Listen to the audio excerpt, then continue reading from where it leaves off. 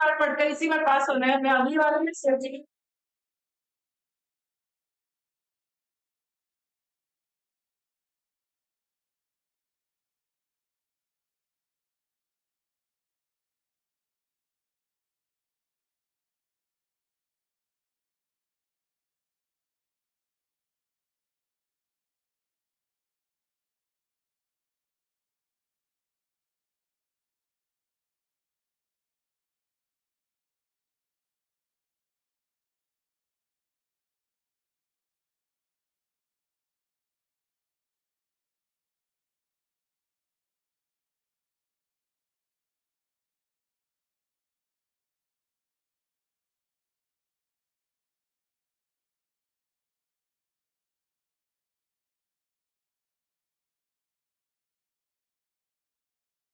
वैसे कभी भी और वैसे आपकी क्लास के अच्छी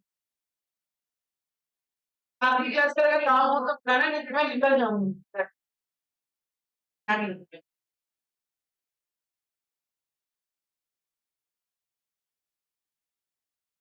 हम कहाँ का संसार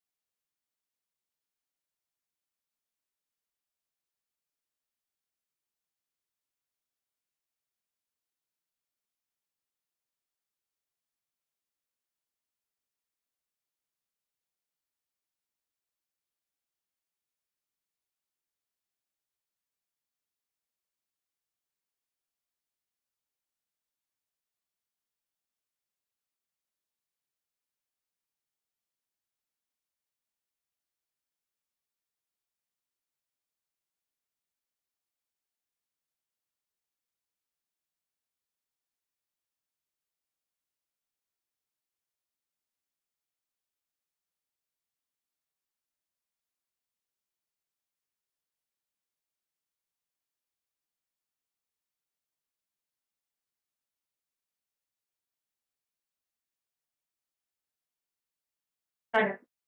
कंसीव आपकी छुट्टी है ना? पढ़े आप? पढ़े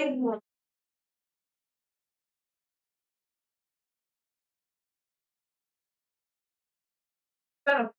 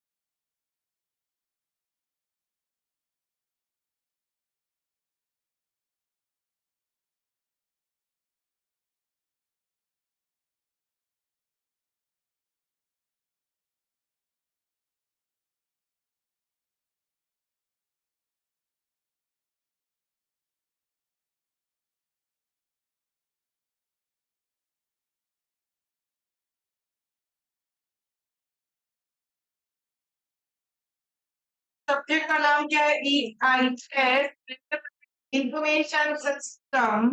एंटरप्राइज इंफॉर्मेशन सिस्टम मतलब एक ऐसा सिस्टम जिससे एंटरप्राइज की बिजनेस प्रोसेस में जो इंफॉर्मेशन है वो बेटर तरीके से आपको मिल सके।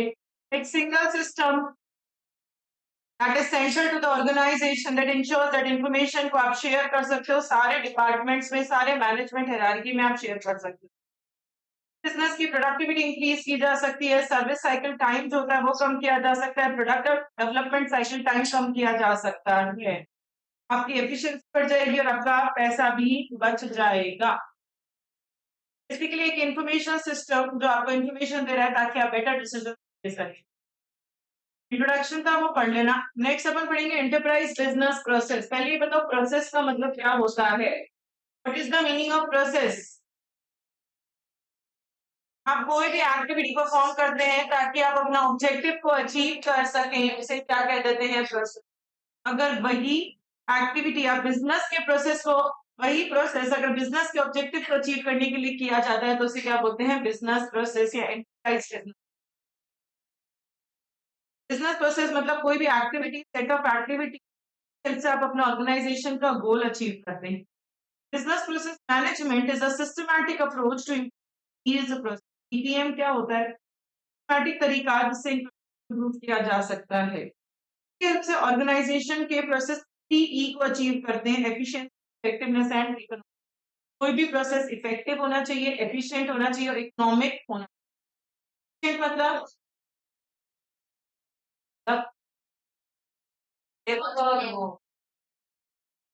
लेस इनपुट मोर आउटपुट। इफेक्टिव मतलब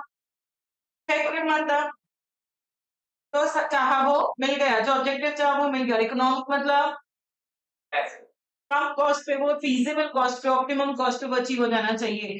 बिजनेस प्रोसेस मैनेजमेंट में अपना एम ही यही होता है कि कोई भी जो प्रोसेस है वो इफेक्टिव होना चाहिए और इकोनॉमिक होना चाहिए। कैटेगरीज ऑफ बिजनेस प्रोसेस, 3 के बिजनेस प्रोसेस एंड मैनेजमेंट। एमटी लिख लो, कैटेगरीज की एमटी है OSM, ऑसम। तो रीड करोगे आप ऑसम, OSM, ऑसम। O मतलब ऑपरेशन, S मतलब सपोर्टिंग एंड M मतलब मैनेजमेंट। ब्रैकेट में लिखो ऑपरेशनल के लिए, ब्रैकेट में बुक में लिख लो direct connection with customers, direct connection with customers. For example order to cash, direct connection with customers, for example order to cash.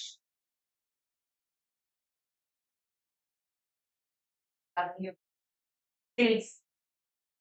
Supporting के लिए ब्रैकेट में लिखो indirect impact on customers, direct supporting है, direct impact on customers. Example training.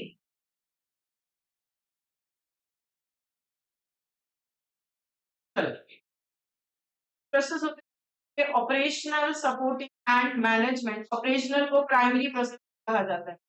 ये वो business process होते हैं, ये वो प्रोसेसेस होते हैं जो direct value to the customer देते हैं by helping to produce a product, helping to produce a product और सर्विस। कस्टमर को डायरेक्ट वैल्यू दे रहा है। मतलब आप किसी ऑर्गेनाइजेशन में गए, फॉर एग्जाम्पल आप किसी हॉस्पिटल में गए, आपको कुछ दिखाना है, तो वहां जो रिसेप्शनिस्ट बैठी होती है वो होती है प्राइमरी प्रोसेस, ऑपरेशनल प्रोसेस। अगर वो आपसे रूड बात करेगी तो आपका आगे का पूरा एक्सपीरियंस खराब रहेगा, पहली सेटिस्फाइड नहीं रहेंगे। कस्टमर को जो डायरेक्ट वैल्यू मिल रही है, फॉर एग्जाम्पल अपन कोई मूवी देखने गए तो वहां पे अपन ने टिकट बुक कराने गए, तो काउंटर पे जो बंदा बैठा है जो डायरेक्टली कस्टमर से कम्युनिकेट कर रहा है, अगर वो मेरे से रूडली बात करेगा तो मुझे वो पसंद नहीं आएगा। तो ऐसे प्रोसेस जो डायरेक्ट वैल्यू दे रहे हैं किसी भी कस्टमर्स को। होटल में गए, वहां पे जो रिसेप्शनिस्ट बैठी है जो अपना रूम बुक कर रही है, अगर वो मेरे से रूडली बात करे, मेरी रिक्वेस्ट को फुलफिल ना करे, मुझे कोई दिक्कत आ रही है वो ना सुने, मेरे को हेल्प ना करे, तो मेरे को डायरेक्ट वैल्यू, मेरे ऊपर डायरेक्ट इंप्रेशन नेगेटिव पड़ेगा उस ऑर्गेनाइजेशन।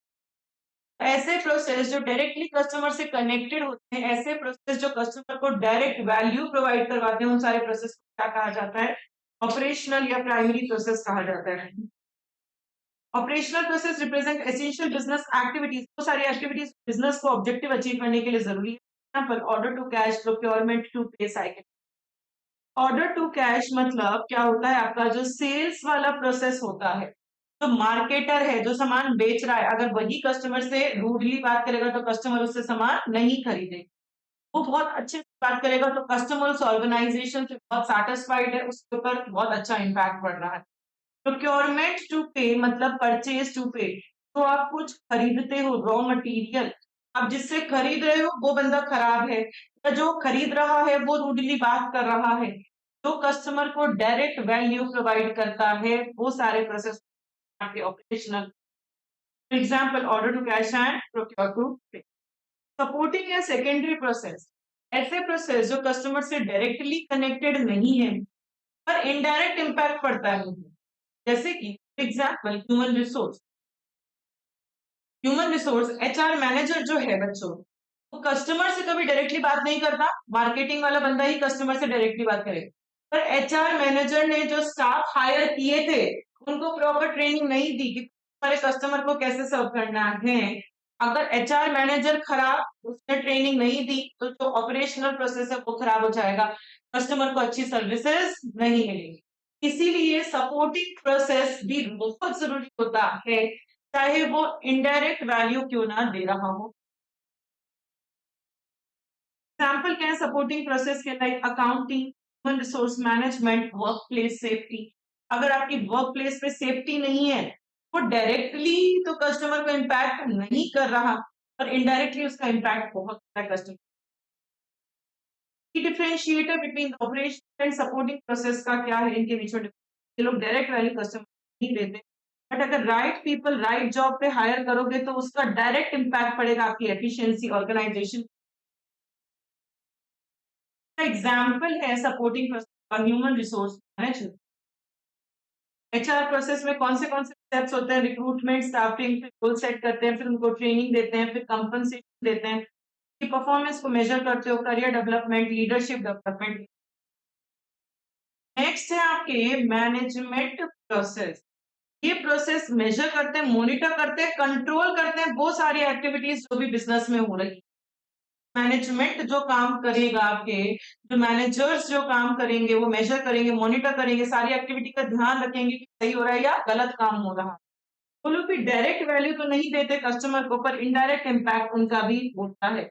अगर जो मेरा सीईओ है, स्ट्रैटेजिक प्लानिंग ही सही नहीं है, उसने गोल जो सेट किया है वो ही सही नहीं है, उसका उसने बजट ही सही से पास नहीं किया, ऑपरेशनल प्रोसेस सही से काम नहीं कर पाएगा।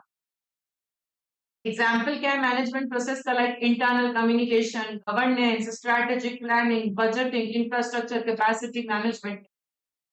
डायरेक्ट वैल्यू नहीं देते, बट इनडायरेक्ट वैल्यू देते हैं, और efficiency of the organization management का डायरेक्ट इम्पैक्ट पड़ता है। एग्जाम्पल है लाइक बजटिंग।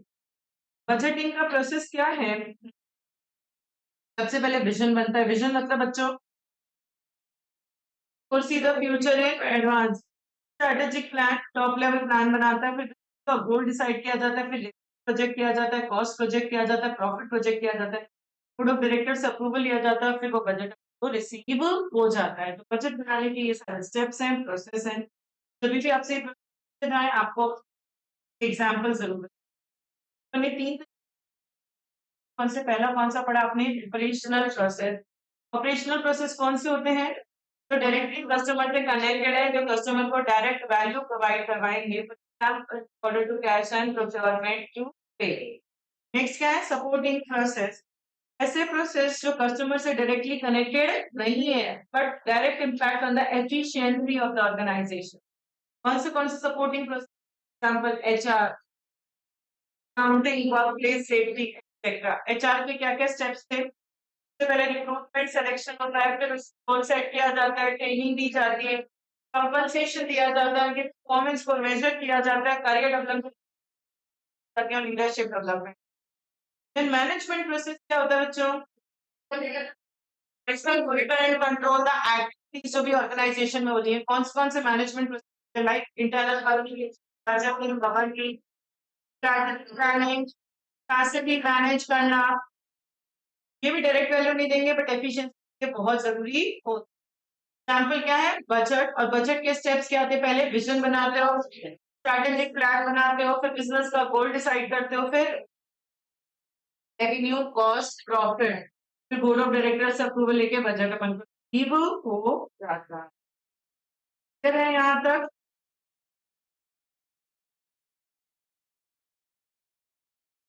फिर टेबल बनानी है इन तीनों प्रोसेस के लिए। आप एक पेपर पे बना लो, पेपर पे 3 कॉलम्स बनाओ, ऑपरेशन, सपोर्टिंग, मैनेजमेंट। पेपर पे बनाओ ऑपरेशन, पहला column, second column supporting, third column management. पहला कॉलम ऑपरेशन,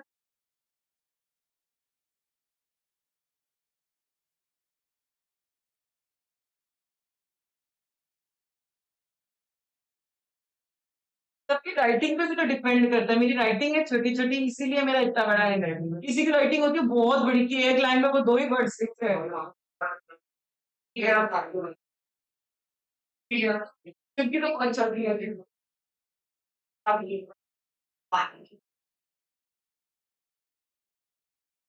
आधे दिन तो इसकी तो बहुत छोटी राइटिंग। सबकी हैंडराइटिंग देखना। ऐसे तो संभाला ही जाएगा वो सब कुछ। समझ में ही नहीं आएगा, पहले समझ में तो आ रहा था थोड़ा।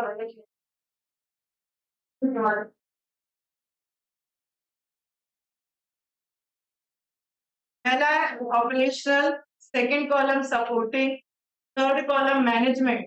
बना लिया। ऑपरेशनल में लिखो, फटाफट लिख दो ना। 3 कॉलम, पहले कॉलम की हेडिंग ऑपरेशनल, सेकंड की सपोर्टिंग, थर्ड की मैनेजमेंट। ऑपरेशनल के अंदर लिखना शुरू करो। Direct support to customer, direct support to customer.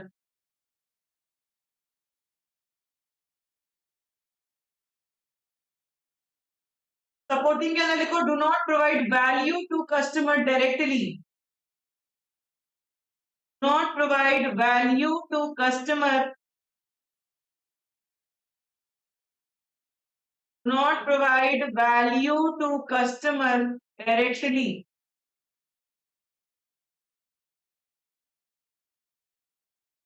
Management में भी same, do not provide value to customer directly.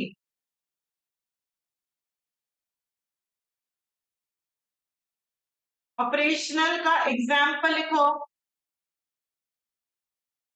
Operational का एग्जाम्पल लिखो। Receptionist interacting with customer, receptionist interacting with customer, comma, interaction,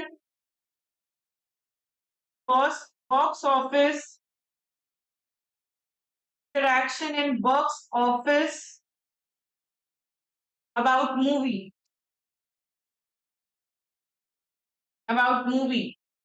supporting का एग्जाम्पल लिखो, recruitment, comma, incentives. Management का example लिखो, budgeting, comma, strategic planning, bracket में merging, comma, acquisition. Strategic planning के bracket में लिखो मर्जिंग, कॉमा, एक्विजिशन। अरे अरे मैनेजमेंट के budgeting, comma, strategic planning, strategic planning के ब्रैकेट में लिखो मर्जिंग, कॉमा, एक्विजिशन। तब से ये देख लेते किस है ना उस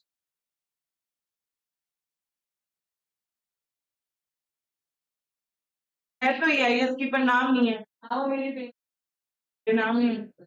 आपके बेनाम हो क्या? आपकी राइटिंग लगी है। यहाँ क्यों पहुंची है? आप उसमें चीटिंग कर रहे थे।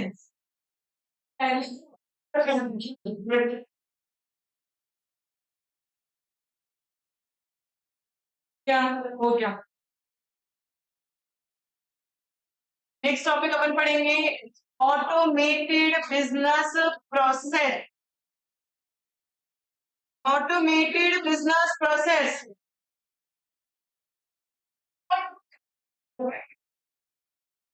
बिजनेस प्रोसेस ऑटोमेशन या फिर ऑटोमेटेड बिजनेस प्रोसेस, मतलब काम वही है, बस हमारा काम करने का तरीका बदल गया। पहले भी बिल बनाते थे, अभी भी बिलिंग हो रही है, इनवॉइस बन रहा है पर बारकोड रीडर से बिलिंग हो रही है। पहले भी अपना टोल बूथ पे कटता था, टोल कटता था, आज भी है, पर वो ऑटोमेटेड हो गया। सब काम अपना ऑटोमेटेड होता जा रहा है। पहले भी आप बाइंग एंड सेलिंग का काम करते थे, अब ई कॉमर्स के हेल्प से बाइंग एंड सेलिंग का काम परफॉर्म होता है। काम वही है, बस काम करने का तरीका बदल गया। उसे क्या कहते हैं अपन? ऑटोमेटेड बिजनेस प्रोसेस या बिजनेस प्रोसेस। बीपीए। बीपीए का मतलब बिजनेस प्रोसेस ऑटोमेशन। यहाँ आप ह्यूमन इंटरवेंशन हटा रहे हैं, एक्सिस्टिंग बिजनेस प्रोसेस है, प्रोसेस को ऑटोमेट कर तो रूटीन और रिपीटेटिव बिजनेस प्रोसेसेस को क्या कर देते हैं अपन, ऑटोमेट कर देते हैं, उसमें से इंसान का इन्वॉल्वमेंट हटाकर उसको काम को ऑटोमेट कर देते हैं। इनवॉइस प्रिपरेशन बिग स्टोर्स पे आजकल, पहले तो मैनुअली किया जाता था, अब सब कुछ कंप्यूटराइज्ड होता है, बारकोड रीडर्स, इनवॉइस आप काम भी एफिशिएंटली कर पा रहे हो और ज्यादा बिजनेस को आप हैंडल कर पा रहे हो जो आप मैनुअल में नहीं कर पा रहे थे।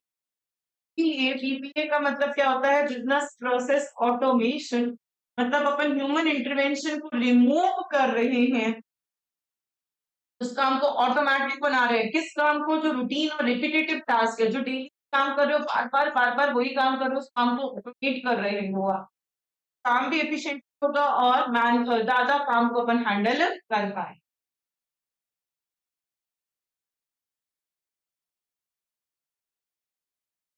सैंपल्स ऑफ बीपीए में को लिखवाने हैं, कितना है देख लो, जगह कहाँ पे है आपके पास। तो मेरी राइटिंग सक्सेस आती है।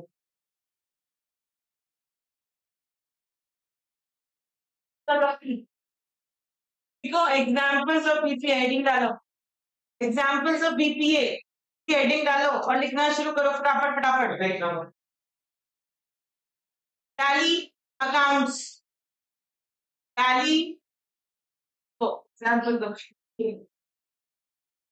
ये बच्चा आता क्या हो रहा है,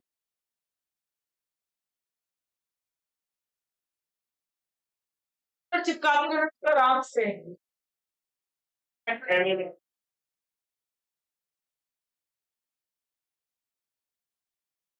चलो पढ़ो फटाफट से। Examples of BPA, first example लिखो टैली अकाउंट्स, बीच में हाइफन लगाना, एक्सेल हाइफन, ये बच्चे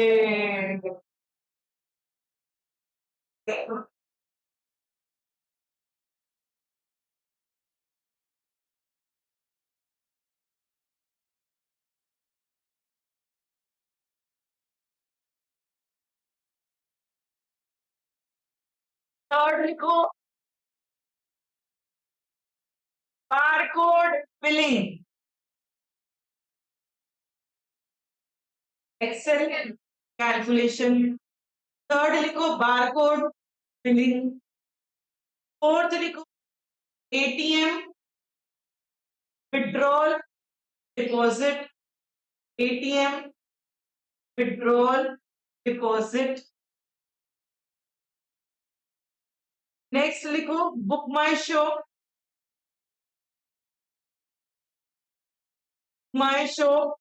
स्लैश स्लैश इसे बोलते हैं, IRCTC my show slash IRC slash MakeMyTrip, bracket में लिखो ticket booking, ticket booking, next लिखो टोल बूथ पेमेंट, नेक्स्ट लिखो e commerce selection comma billing comma payment, selection billing payment. ये सारे examples हैं, बीपीए के काम वही हो रहा है जो पहले हो रहा था, बस काम सारा करने के तरीके बदल गए, अब सारा काम कैसे होने लग गया, ऑटोमेटिक होने लग गया। देन ऑब्जेक्टिव्स ऑफ बीपीए या factors affecting the success of BPA, कैसा भी क्वेश्चन आ सकता है आपका, क्वेश्चन आ सकता है ऑब्जेक्टिव ऑफ बीपीए या क्वेश्चन आ सकता है factors affecting the success of BPA. इसकी मेमोरी टेक्निक लिखो CIAT, क्या टायर्स आते हैं ना, स्टार टायर्स। बेटा मेरे को पहले का थोड़ी प्रॉब्लम है, आप लिख लो, अब CIAT लिख दो, क्या टायर, CIAT बीपीए का क्या ऑब्जेक्टिव हो सकता है या कौन से फैक्टर्स हैं जिसकी वजह से बीपीए की सक्सेस को फर्क पड़ सकता है। इसका मेन ऑब्जेक्टिव होता है कि ये business process effective and efficient banana.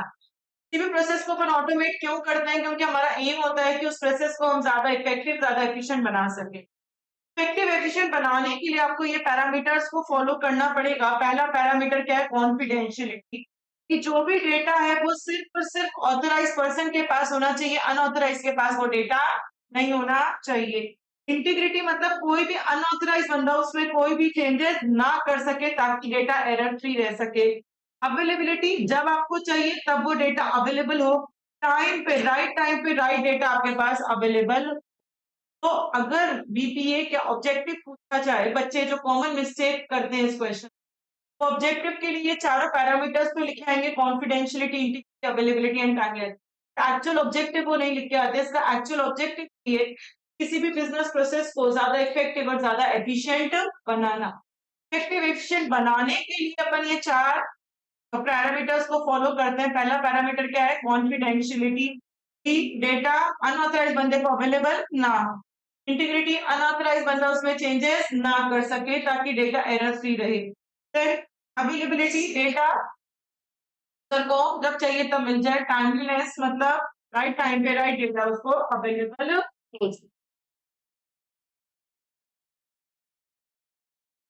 Then अपन पढ़ेंगे benefits of BPA.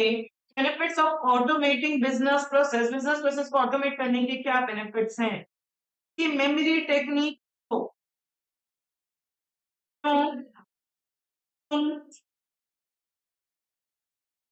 Time time पे, अरे लिखना शुरू कर दो, देखो नहीं और तुम टाइम टाइम पे मेरी एफिशिएंसी, रिलायबिलिटी,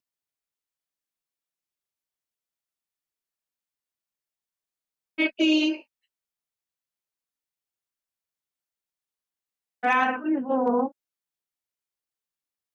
ये तुम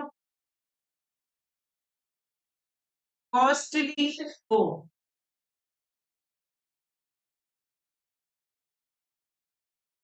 और तुम टाइम टाइम पे मेरी एफिशिएंसी, रिलायबिलिटी, विजिबिलिटी बढ़ाती हो, इसीलिए तुम कॉस्टली हो।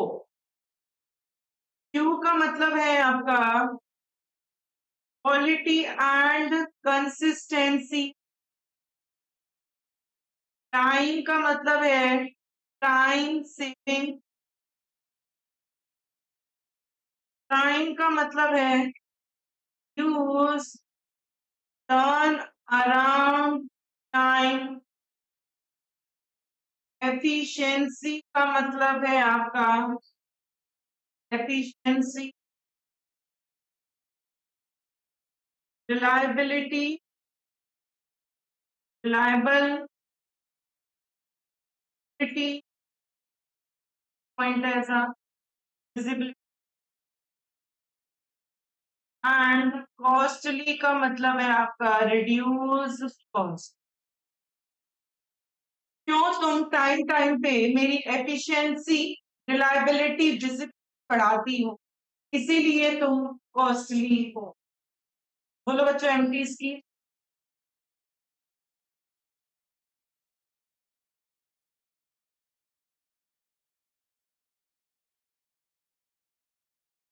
सबसे पहले अपन पढ़ेंगे क्वालिटी एंड कंसिस्टेंसी। देखो बीपीए में सारा काम कंसिस्टेंट होता है। कंसिस्टेंट मतलब सारा काम सेम तरीके से होता है। जब हर बार चीजें सेम तरीके से होंगी तो उसकी क्वालिटी भी होगी और लोगों का उसके ऊपर भरोसा भी बढ़ेगा। जैसे अगर आप एटीएम खोलोगे तो एटीएम में ट्रांजेक्शन करने का हमेशा सेम स्टेप है। पहले कार्ड इंसर्ट करो उसके अंदर, तो पिन डालेगा, पिन मांगेगा, पिन डालेंगे, फिर उसके बाद वो कहेगा कि आपको क्या चेक करना है, मुझे ये चाहिए, मैंने सर्विस चूज की और वो मुझे सर्विस कर कर दे देगी। सेम स्टेप्स हैं। तो के लिए एक लाइन लिख लो एग्जाम्पल में, क्वालिटी कंसिस्टेंसी के लिए बुक में लिख लो। ATM will always ask password.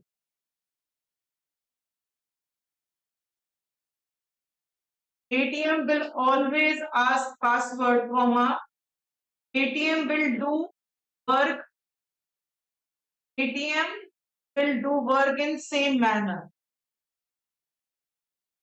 Work in same manner. Her bar ATM same तरीके से काम करेगा। अगर आप अमेज़न से शॉपिंग करते हैं तो हर बार शॉपिंग करने का मेरे जो स्टेप्स हैं वो सेम है। पहले आप जाओ, अपना आइटम चूज़ करो, उसको ऑर्डर को प्लेस करो, प्लेस करने के बाद वो कहेगा आपका ये अमाउंट लग रहा है। फिर अपन पेमेंट मेथड चूज़ कर लेते हैं कि सीओडी से करना है कि मुझे बैंकिंग पेमेंट करना है। वहाँ करने के बाद वो मेरा ट्रांज़ैक्शन फिनिश हो जाता है, मेरा ऑर्डर कंप्लीट हो जाता है। हर बार ट्रांज़ैक्शन एग्ज़ीक्यूट करने के जो स्टेप्स होते हैं वो सेम होते हैं। इसे कहते हैं क्वालिटी एंड कंसिस्टेंसी।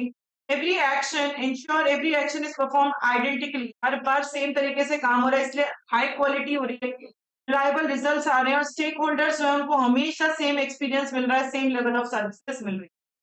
तो क्वालिटी एंड कंसिस्टेंसी मतलब हर बार आपका काम सेम तरीके से हो रहा है, इसलिए अच्छी क्वालिटी का काम हो रहा है, रिलायबल रिजल्ट्स आ रहे हैं और स्टेक होल्डर्स को भी हमेशा कंसिस्टेंट सेम एक्सपीरियंस मिल रहा है।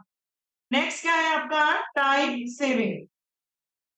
टाइम सेविंग एग्जांपल लिखो बुक में, my show, comma barcode. Time saving के लिए एग्जांपल लिखो, book my show, comma barcode. Automation क्या हो रहा है? जो काम पहले आपको मैन्युअली करने पड़ रहे थे, अब वो काम कम हो गए। कम हो गए क्योंकि वो काम मशीन कर रही है, तो इससे आपका समय बचा। समय बचा तो उस समय को आप ज्यादा इनोवेटिव हो सकते हो और ज्यादा लेवल ऑफ मोटिवेशन पर ज्यादा बेटर जगह पे वो अपना समय आप इन्वेस्ट कर सकते हैं।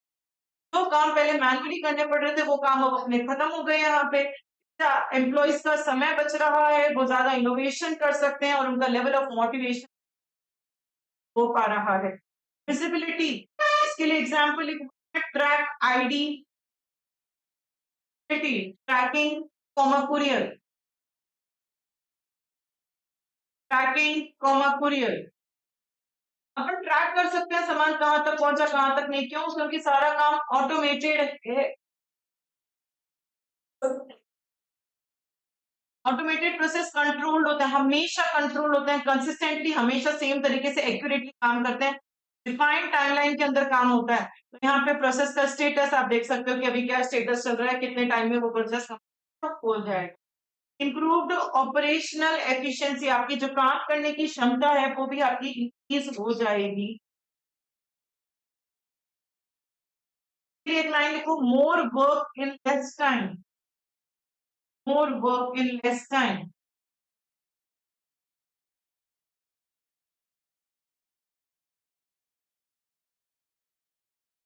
ऑटोमेशन अगर आप करते हो तो इससे आपका टाइम कम लगेगा, एफर्ट्स भी कम लगाने पड़ेंगे और कॉस्ट भी कम।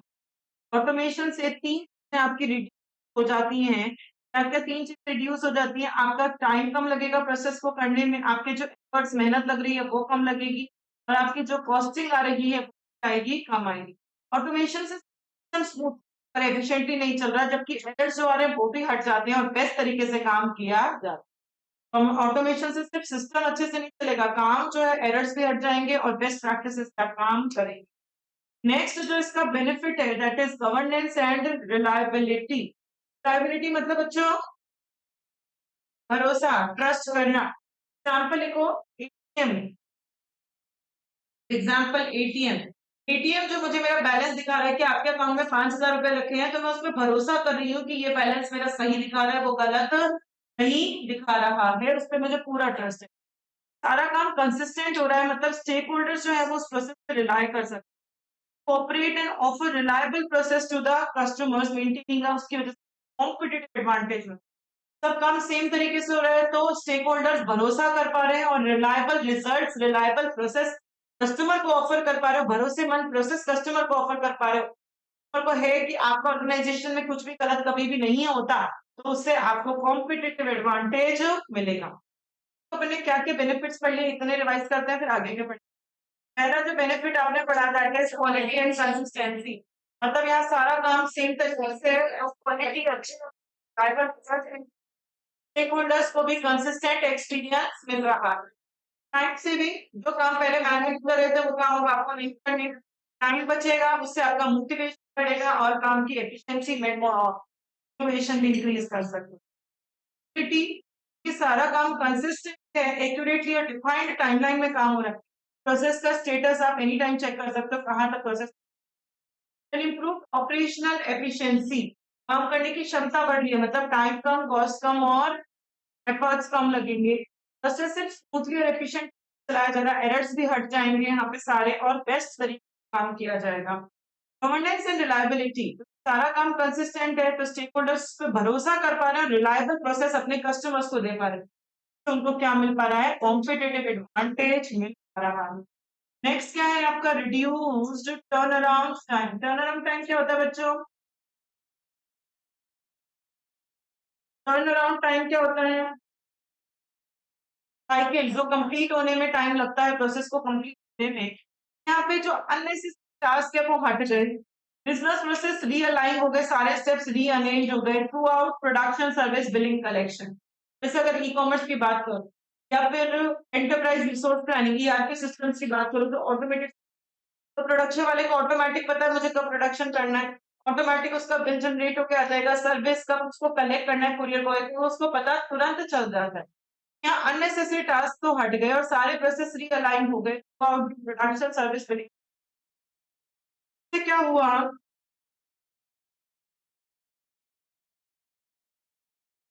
इससे क्या हुआ कि आपके जो प्रोसेस है परफॉर्मेंस वो डिस्टेंस हो गई, डिस्टेंस का मतलब प्रोसेस परफॉर्मेंस आपकी और इम्प्रूव हो गई, और टर्न अराउंड टाइम जो है वो कम लग रहा है, स्टाफ को भी कम लग रहा है और कस्टमर्स को भी प्रोसेस एग्जीक्यूट करने में जो समय है वो कम लग रहा है। एंड लास्ट क्या है आपका, रिड्यूस्ड कॉस्ट। कॉस्ट कम आ रही है, कॉस्ट कम कैसे आएगी बच्चों, सारा काम ऑटोमेटिक हो रहा है तो मशीन कम कर रही है तो लोग कम चाहिए तो उसकी कॉस्टिंग कम कर देते हैं। मैनुअल टास्क एक बार में एक ही काम कर पा रहे थे, रेट ऑफ काम करने की भी कम थी। तो ऑटोमेटेड टास्क में क्या होता है, एक बार में आप मल्टीपल काम कर पाते हो और उनकी स्पीड भी फास्ट होती है, ताकि जो कॉस्टिंग है वो कम आती है। हमने क्या इसके बेनिफिट्स पढ़ लिए प्रोसेस ऑटोमेशन के, पहला बेनिफिट क्या पढ़ा,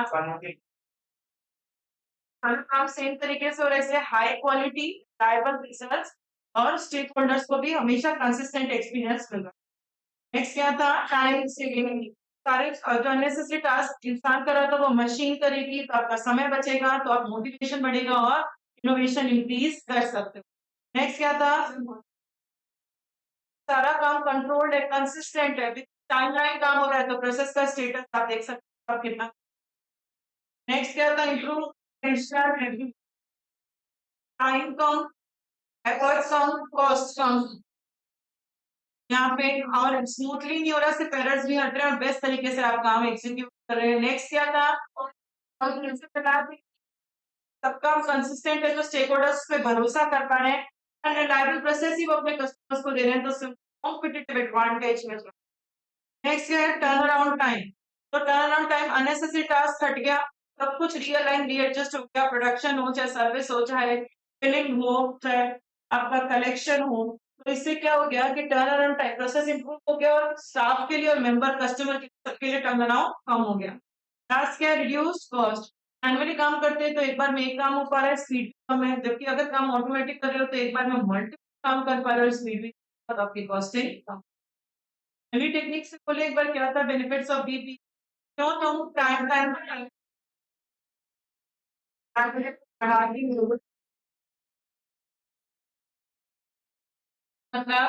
क्वालिटी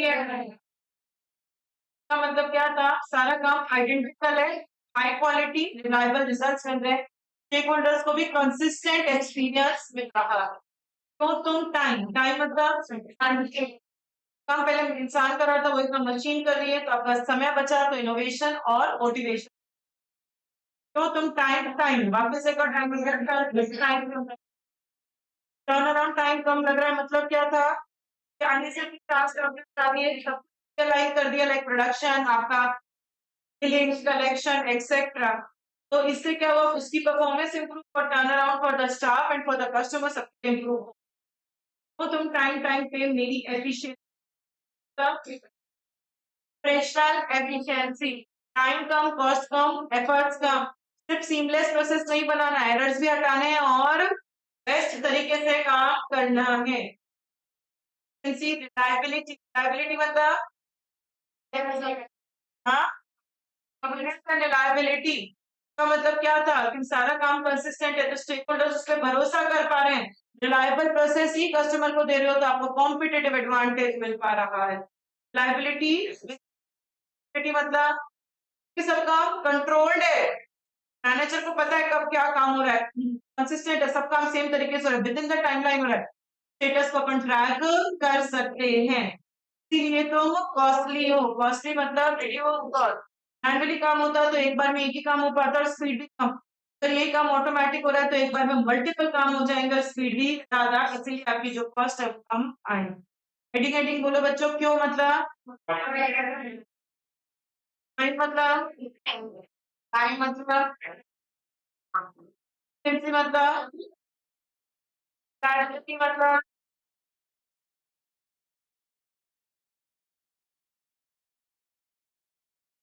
नेक्स्ट अपन पढ़ेंगे which business process should be automated। कौन सा प्रोसेस ऑटोमेट करना चाहिए, कौन सा प्रोसेस हमें ऑटोमेट करना चाहिए। कंपनीज को वो सारे प्रोसेस ऑटोमेट करने चाहिए जिसमें टाइम ज्यादा लगेगा, रिसोर्सेज ज्यादा लगेंगे, एरर होने के चांसेस ज्यादा, उन सारे प्रोसेस को आपको ऑटोमेट करना चाहिए। कौन से प्रोसेस को ऑटोमेट करना चाहिए, समय ज्यादा खर्च होएगा, कॉस्ट ज्यादा खर्च होएगी और एरर आने के चांसेस ज्यादा, उन सारे प्रोसेस को हमें ऑटोमेट करना चाहिए।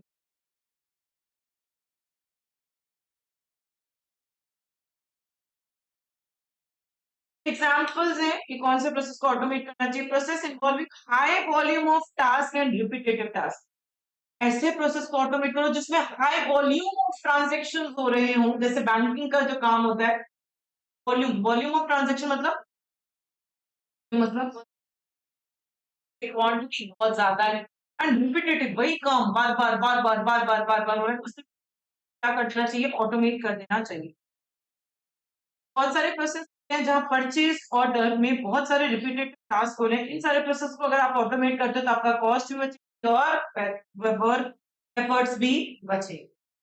परचेज ऑर्डर, बार बार यही रॉ मटेरियल खरीद रहे हैं, हर 10 दिन से खरीद रहे हैं, अलग अलग वेराइटी के खरीद रहे हैं, तो उसमें काम रिपीटेटिव भी है, वॉल्यूम ज्यादा है। तो इस तरीके के प्रोसेस को अगर आप ऑटोमेट कर दोगे तो आपकी कॉस्ट भी बचेगी और एफर्ट्स भी बचेंगे। Process requiring multiple people to execute the task, कई प्रोसेस ऐसे होते हैं बहुत सारे लोगों की जरूरत पड़ती है उस काम को खत्म करने के लिए, एक ही जना वो काम को खत्म नहीं कर सकता। सारे प्रोसेस की वजह से क्या होता है, आपका वेटिंग टाइम इंक्रीज हो जाएगा। सारे प्रोसेस क्या कर दो आप, ऑटोमेट कर दो और आपकी कॉस्टिंग भी बढ़ जाएगी। फॉर एग्जाम्पल अगर हेल्प डेस्क की बात करो, हेल्प डेस्क समझते हैं क्या, हेल्प डेस्क क्या होता है, customer care services. Customer care पे क्या होता है, अगर मैं मैनुअली ये काम होता, ऑटोमेटेड नहीं होता, कस्टमर केयर पे मैंने फोन किया, मेरा जो सामान मैंने कल मंगाया था ना, मैंने मंगाया था रेड कलर का, आ गया ग्रीन कलर का, मैंने कस्टमर केयर को फोन किया, मैनुअली चल रहा भी काम, तो मैडम एक बार रुको, मैं कंफर्म करके बताती हूँ आपका सही में सामान गलत आया कि नहीं। अब उसने सेल्स वाले से पूछा कि आपने किसको गलत पैकिंग करके भेजी क्या, सेल्स वाला कहेगा भाई मुझे थोड़ी ना पता है, मैं प्रोडक्शन वाले से पूछता हूँ, क्योंकि उसने प्रोडक्शन वाले को फोन किया, प्रोडक्शन वाले ने कहा कि अभी रुको मैं काम में बिजी हूँ, 1 घंटे बाद चेक करके बताऊंगा कि मैंने कौन से कलर का पैक करके दिया एंड सो। इस तरीके से मेरे पास हाँ या ना का रिप्लाई आने में ही 2 दिन लग गए, क्या हमने आपको गलत भेजा है या नहीं भेजा। उसके बाद फिर मैं कहूंगी अब मेरे को इसका कंपनसेशन दो, या जो मेरी क्वेरी होगी वो तो बाद में सॉल्व होगी। तो इसमें इतने सारे लोग इन्वॉल्व थे तो आपका वेटिंग टाइम जो है वो बहुत ज्यादा लगा। तो यही काम ऑटोमेटेड होता, आपका ईआरपी सिस्टम था, enterprise resource planning system. Customer care पे फोन किया, आपने कहा मैंने रेड कलर का मंगाया था, मेरे पास ग्रीन कलर का सामान आ गया। उन्होंने कहा मैडम 1 सेकंड रुकिए, सिस्टम में चेक करके मतलब कंप्यूटर सिस्टम, तो तुरंत कंप्यूटर में चेकिंग कर लेंगे, उनको किसी फोन थ्रू करने की जरूरत नहीं है। इसी के लिए वो 1 घंटा उसने वेट करवाया था कि मैं काम कर रहा हूँ, अपन को वेट करने की जरूरत नहीं है। किसी ने चेकिंग किया और तुरंत मेरी क्वेरी को उसी ने सॉल्व कर। तो इससे क्या हुआ, आपका जो काम है वो ऑटोमेटेड हो गया, ऑटोमेटेड होगा तो आपके जो कॉस्टिंग है वो भी क्लास कितने करते और इसको आखिरी बात वो करते हैं कुछ यहाँ दो चार पढ़ा दूं ना दिन आराम करो 3:30 पौने 4 तक भी लो तो कोई दिक्कत नहीं है, सर 45 मिनट छुट्टी क्लास नहीं लेते। अब बुलाना क्या है?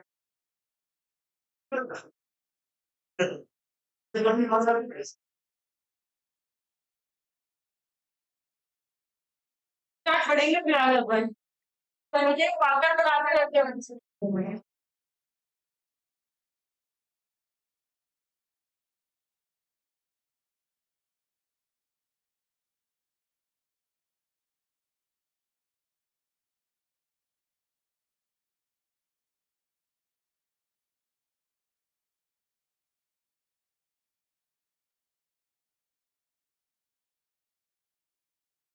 स्टार्ट पढ़ाएंगे।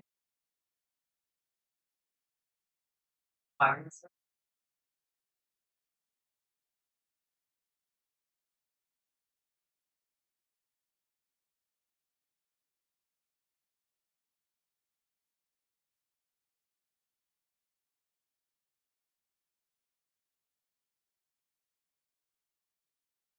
स्टार्ट।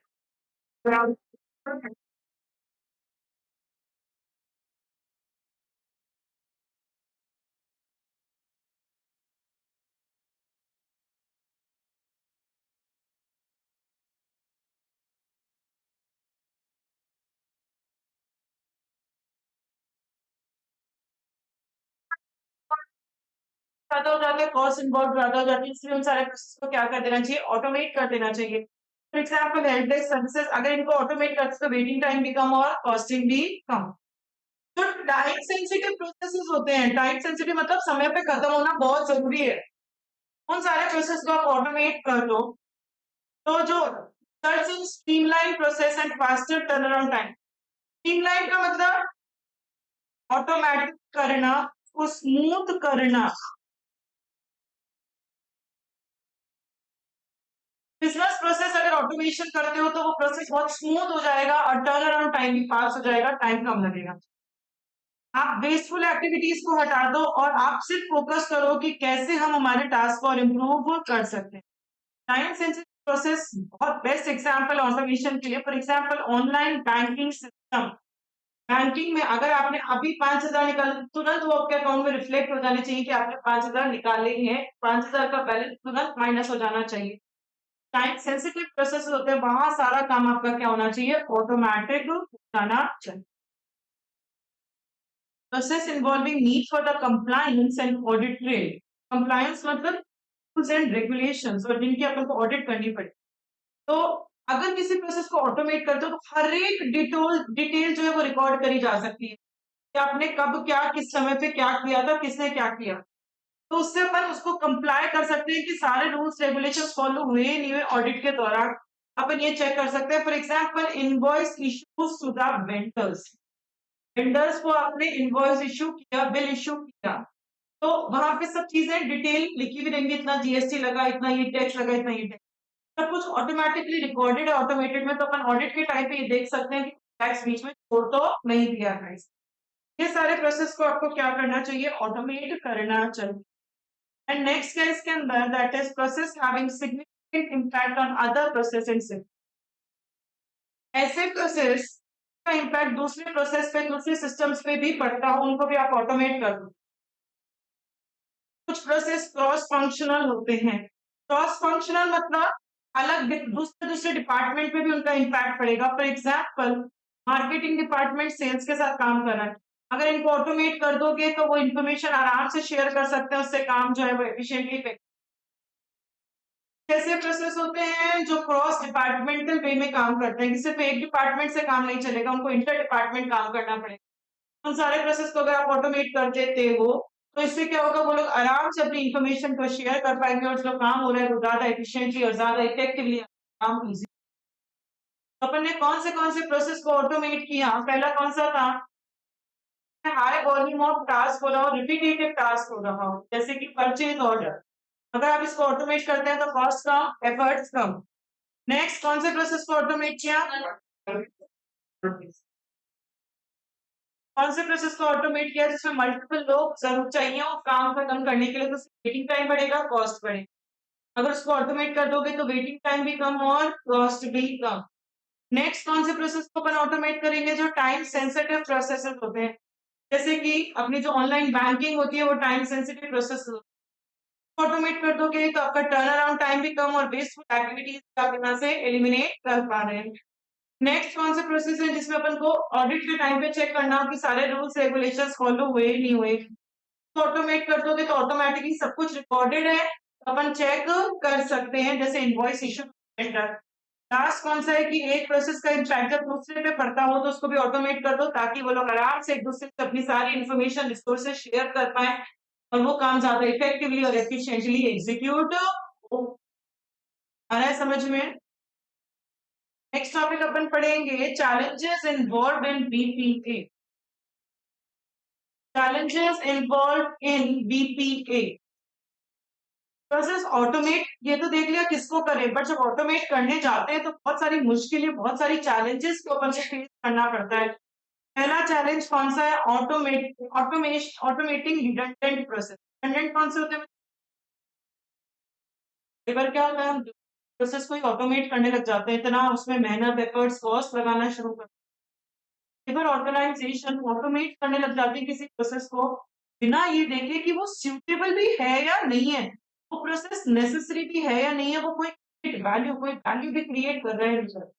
आप प्रोसेस को ऑटोमेट करने लग गए बिना ये देखे कि वो प्रोसेस सूटेबल है या नहीं आपके लिए, वो प्रोसेस एक्चुअली जरूरी भी है क्या, वो कोई वैल्यू एडेड प्रोसेस है क्या, या ऐसे कोई फालतू का प्रोसेस है।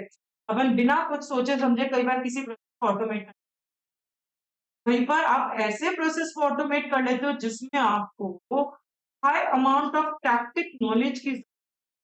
टैक्टिक नॉलेज क्या होता है? ब्रैकेट में लिख लो, टैक्टिक का मतलब understand but not actually said. Understand but not actually said, SAID। हाँ, मतलब कोई फालतू ऑटोमेट करने लगा वैसे हुआ, पर इसमें इसका मतलब ये है कि फालतू अननेसेसरी काम को ऑटोमेट करने लगा, तो काम का ही नहीं है चीज। हाँ जी, टैक्टिक नॉलेज क्या होता है बच्चों? कुछ चीजें ऐसी होती हैं जो अंडरस्टूड होती हैं, मतलब कुछ चीजें मैं मानकर चलती हूँ आपको समझ में आनी चाहिए, हर चीज मैं बोलकर नहीं समझा सकती आपको। तो ऐसे प्रोसेस जिसमें आपको अपनी नॉलेज यूज करनी पड़ेगी, आपको मैनेजर बताएगा नहीं वो चीज, अगर उस प्रोसेस को ऑटोमेट करने लग जाओ, आपके पास अगर वो नॉलेज ही नहीं है तो अपन कैसे किसी प्रोसेस पे काम कर पाएंगे? क्या है?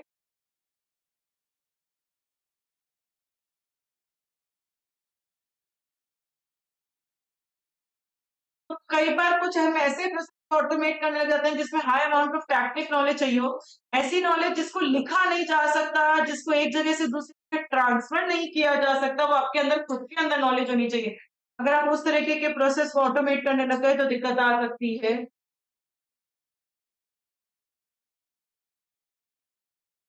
कह रही हूँ गर्दता को